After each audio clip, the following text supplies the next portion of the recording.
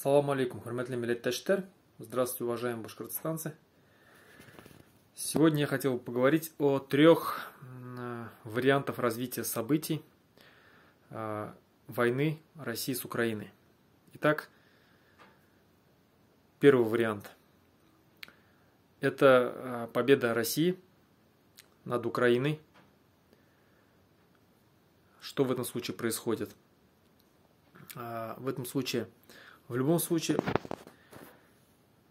Украина хоть проиграет, даже если проиграет, она не смирится с этим, она будет бороться, и весь мир будет бороться с Путиным, никто санкции не снимет, Россия будет находиться в блокаде, в экономической блокаде, в политической блокаде, и таким образом, рано или поздно, Путин все равно проиграет.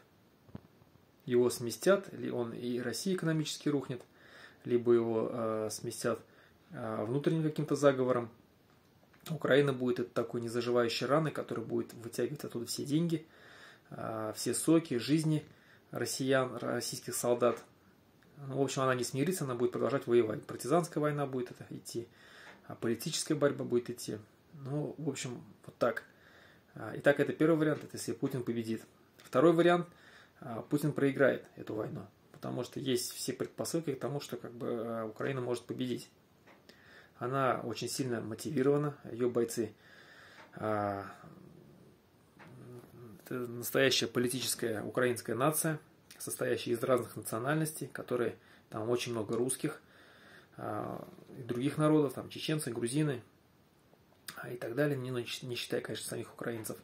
Они все мотивированы, они все готовы биться за свою родину, за свою Украину. И весь мир сейчас снабжает оружием, в том числе и тяжелым вооружением.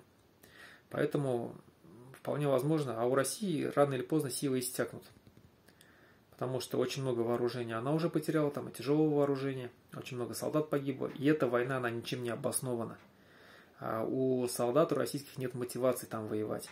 Люди не понимают смысла этой войны. Как бы там ни говорили про денацификацию, демилитаризацию, про фашистов, бандеровцев и так далее, это все ерунда полная.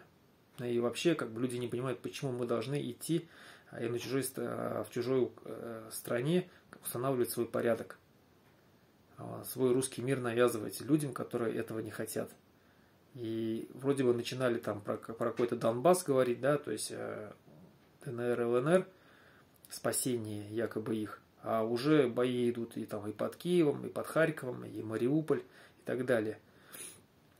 Вот, поэтому Россия может проиграть, Украина может выиграть эту войну. В таком случае крах наступит неминуемый, быстрый и скоротечный. Соответственно, Путин проиграет, и Россия точно так же развалится. И третий вариант – это долгая позиционная война. То есть все будет заморожено, конфликт будет заморожен, на линии фронта будут перестреливаться друг с другом. И ни та сторона, ни эта сторона не будет предпринимать каких-либо попыток дальнейшего наступления или развития событий. Какие-то там будут временные мирные договоры, перемирия точнее, временные. Вот. Это может затянуться на несколько лет даже.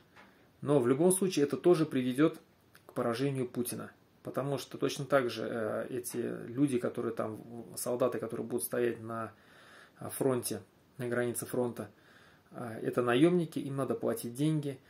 Любое вооружение, которое там будет стрелять, ездить, это все будет высасывать деньги, потому что один залп из установки ГРАД, он там стоит несколько сот тысяч долларов.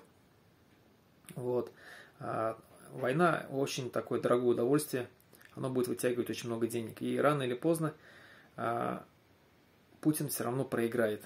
Путин проиграет, экономика рухнет, она сейчас уже находится под сильнейшим кризисом и давлением. Итак, итог во всех трех вариантах: Путин в любом случае проиграет. Как бы то оно ни было. Даже если он выиграет войну, он ее проиграет. Просто в долгосрочной перспективе. В среднесрочной перспективе, если будет замороженный конфликт. И в краткосрочной перспективе, если Россия проиграет, а Украина выиграет. В общем, вот такие размышления по поводу войны. Всем салам алейкум. Всем всех благ. До скорых встреч.